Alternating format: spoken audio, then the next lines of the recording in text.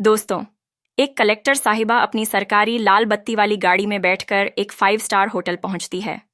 वहां पहुंचने के बाद होटल के अंदर जितना भी स्टाफ था और जितने भी कस्टमर वहां खाना खा रहे थे, वह सभी लोग कलेक्टर साहिबा की तरफ देखने लगते हैं। इतनी देर में ही कलेक्टर साहिबा होटल के अंदर आ जाती है और अंदर जाने के बाद वह सभी वेटर जो वहां पर खड़े हुए थे, उनमें से एक वेटर के मैडम पैर छूने लगती है। अब इस नज़ारे को देखने के बाद वहां जितने भी लोग थे, वो सभी हैरान रह जाते हैं और सोच में पड़ जाते हैं कि यह इतनी बड़ी कलेक्टर साहिबा है और इस एक मामूली से वेटर के पैर क्यों छू रही है। दोस्तों, कौन थी वह कलेक्टर साहिबा और क्या रिश्ता था उनका इस वेटर से? आइए जानते हैं पूरी कहानी की सच्चाई इस वीडियो में। लेकिन वीडियो में आगे बढ़ने से पहले आप सभी से निवेदन है कि आप वीडियो को एक लाइक कर दीजिए। और हमारे रहता था जिस परिवार के अंदर पति पत्नी है और उनकी एक बेटी है जो पति होता है, उसका नाम अनमोल होता है। अनमोल मेहनत मजदूरी किया करता है और मेहनत मजदूरी करके पैसा कमाया करता है। इसी पैसे से अपने परिवार का पालन पोषण कर रहा था। उनकी बच्ची जब 4 साल की होती है तो अचानक से उसकी पत्नी की किसी बीमारी के कारण से मौत हो जाती है और पत्नी की मौत होने के बाद अब घर में केवल 2 सदस्य रह गए थे, बाप और बेटी। तो जो अनमोल होता है, उसकी फैमिली वाले उसे समझाते हुए कहते हैं कि कोई बात नहीं बेटा, तुम दूसरी शादी कर लो, अभी तो तुम जवान हो। लेकिन जब अनमोल अपनी 4 साल की बेटी की तरफ देखता है, उसके फ्यूचर के बारे में सोचता है, तो उन लोगों से साफ साफ मना कर देता है। वह कहता है कि मैं कभी दूसरी शादी नहीं करूंगा। अगर मैंने दूसरी शादी कर ली तो मेरी दूसरी जो पत्नी आएगी वह पता नहीं कैसी होगी, मेरी बेटी के साथ कैसा व्यवहार रखे। अक्सर ऐसा होता हुआ अनमोल ने कई बार देखा और सुना भी था। इसके बाद अनमोल ही अपनी बेटी का पालन पोषण करने का फैसला कर लेता है और इसी तरह से मेहनत मजदूरी करके उसे पाल पोस कर बड़ा करने लगता है। दोस्तों, उस बच्ची का नाम उन्होंने राधिका रखा था और राधिका अब स्कूल जाने लगी थी। अनमोल मेहनत मजदूरी किया करता और अपनी बेटी का अच्छे से ख्याल रख रहा था और उसकी पढ़ाई लिखाई में उसे आगे बढ़ा रहा था। धीरे धीरे समय बीतता गया और समय बीतने के साथ साथ राधिका भी अब 10वीं क्लास में आ गई थी।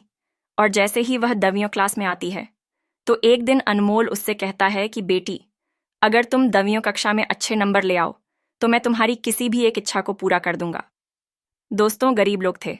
अब इस बात को सुनने के बाद राधिका बहुत खुश हो जाती है और कहती है कि क्या सच में पापा आप मेरी इच्छा पूरा करोगे? तो अनमोल कहता है कि हाँ मेरी बेटी, जो तुम चाहोगी मैं वह कर दूंगा।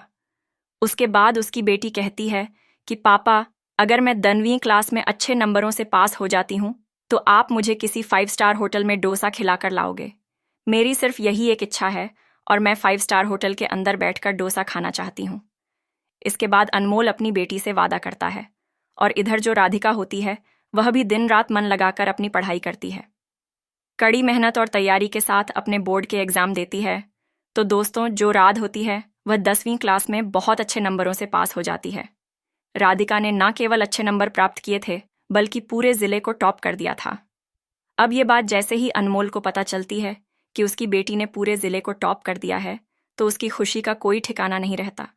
वह कहता है कि बेटी, अब मैं तुम्हारी इच्छा को पूरा करना चाहता हूँ। उसके पिता ने काफ़ी दिनों से कुछ पैसे जोड़ कर रखे थे अपनी बेटी को 5 स्टार होटल में डोसा खिलाने के लिए। अगर वह ज़्यादा नंबर ना भी ला पाती तो तब भी वह उसे डोसा खिलाकर लेकर जाने वाला था, लेकिन अब 2 गुना खुशी के साथ जा रहा था।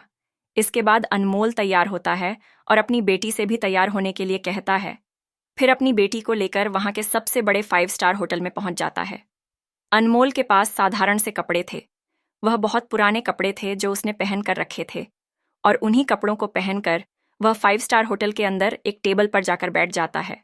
अब वहाँ पर जो लोग खाना खा रहे थे वो उनकी तरफ अजीब तरह से देखने लगते हैं और कुछ कुछ बड़बड़ा नहीं लगते हैं।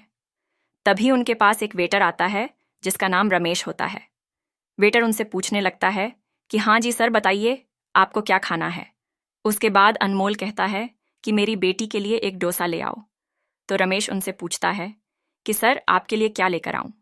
लेकिन अनमोल कहता है कि मुझे कुछ नहीं खाना है, मैं केवल अपनी बेटी को डो खिलाने के लिए यहाँ पर आया हूँ, क्योंकि इसने अपनी इच्छा के तौर पर मुझसे बताया था कि अगर मैं 10वीं क्लास को टॉप कर देती हूँ तो फिर आप मुझे 5 स्टार होटल में डोसा खिला देना।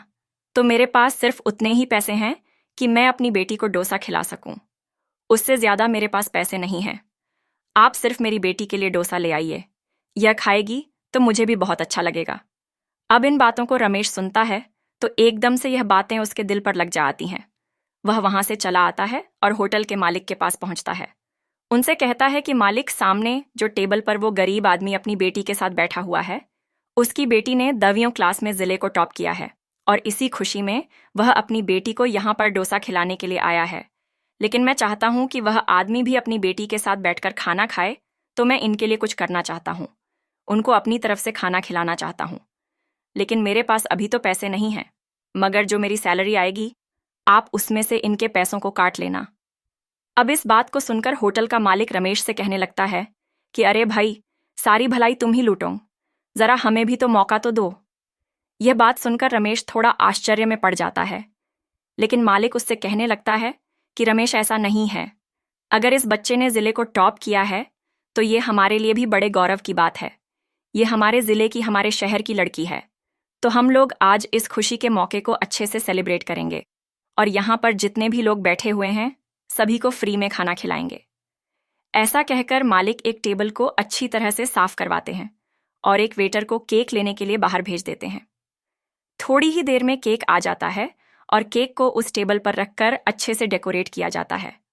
और जो होटल मालिक होता है, अनमोल, और उसकी बेटी राधिका के पास जाता है और उनको सम्मान के साथ वहां से उठाकर उस टेबल पर ले आता है जहां पर केक रखा हुआ था। उसके बाद होटल में अनाउंसमेंट किया जाता है कि यह हमारे शहर की लड़की है और इसने 10वीं क्लास में पूरे जिले को टॉप किया है। तो इसकी खुशी में आज यहाँ पर जितने भी लोग खाना खा रहे हैं उन सबके लिए खाना होटल मालिक की तरफ से फ्री है। ऐसा कहकर उस लड़की से केक कटवाया जाता है और उन्हें अच्छा अच्छा खाना खिलाया जाता है। अब इन सभी चीज़ों को देखने के बाद अनमोल हैरान रह जाता है और परेशान भी हो रहा था।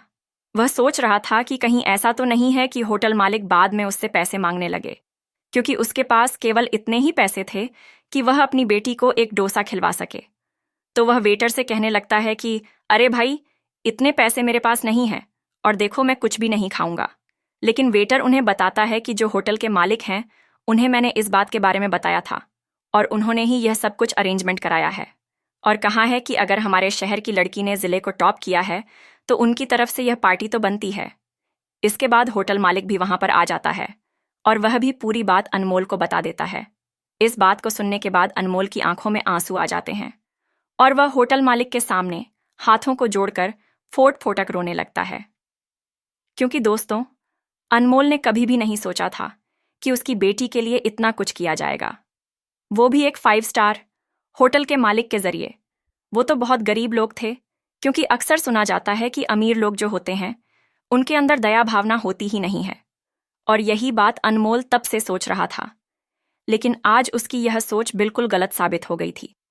अब अनमोल अपनी बेटी के साथ वहां पर खाना खाता है और होटल मालिक अपनी तरफ से ढेर सारी मिठाइयां उन्हें दे देता है।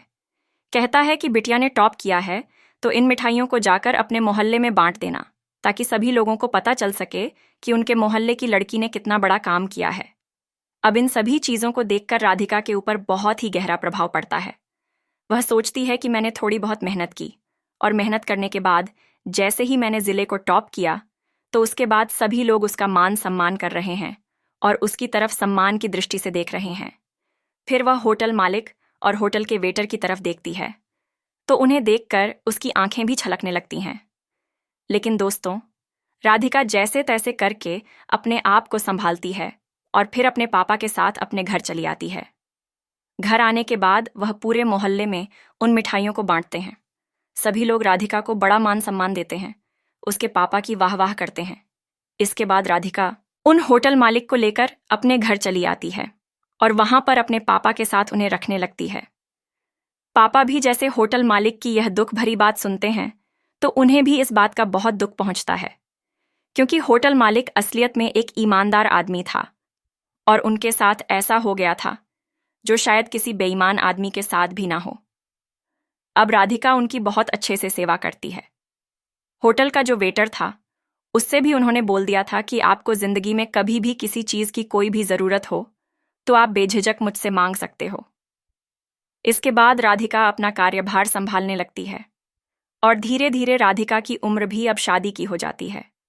अब राधिका की शादी एक लड़के से हो जाती है, लेकिन शादी से पहले राधिका ने उस लड़के से कह दिया था कि मेरे 2 पिता हैं और दोनों पिता मेरे ही साथ रहेंगे और उनकी भी सेवा तुम्हें करनी होगी।